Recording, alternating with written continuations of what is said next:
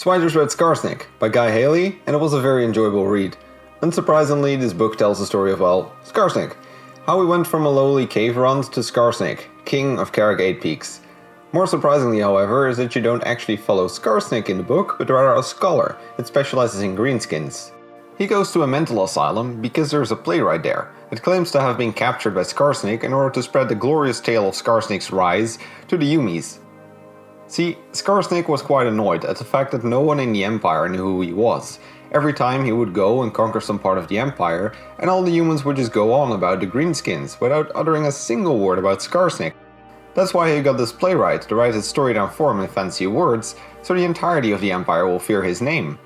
Telling the book from the perspective of the scholar, of course, serves to keep a more mystical aura around Skarsnik, and while also to prevent the entire novel being written in hooligan English. But it also just really broke the immersion for me. Every time I would be really getting into the story, only for the story to stop again because the playwright had to go to his cell, or because the scholar went to sleep. Furthermore, the story of the scholar and the companion was also quite neglected, so it's not like you really care about these characters either. To get back to the hooligan English, I think Haley managed to handle this very well.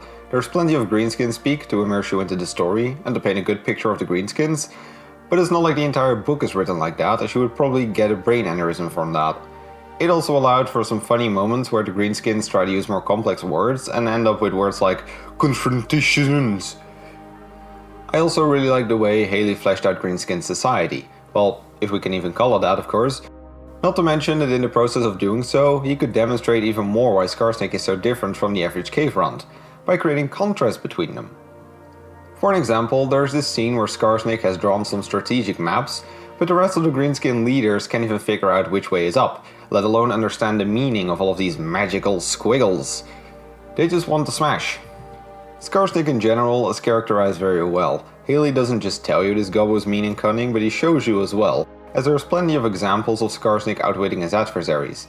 The book also has a classic underdog arc going on with Skarsnik, which is perfect for Skarsnik to shine, as he can really manage to make anything work in his favor. Oh yeah, and there's also Gobla, so bonus points for that.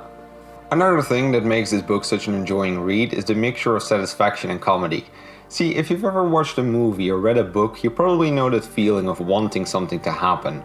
Sometimes this involves like some dickhead getting what he deserves, and on that promise this book definitely delivers. You really do not want to be on Skarsnik's bad side, as he will dispatch of you in both cruel and, well, to the reader, often hilarious fashion.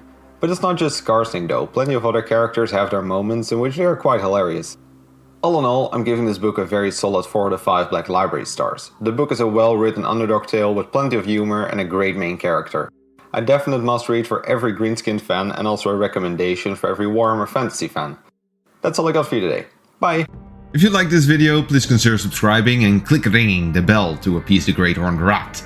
For more lore content, please check my main channel and leave any book recommendations in the comments down below. I gotta get back to reading the next book.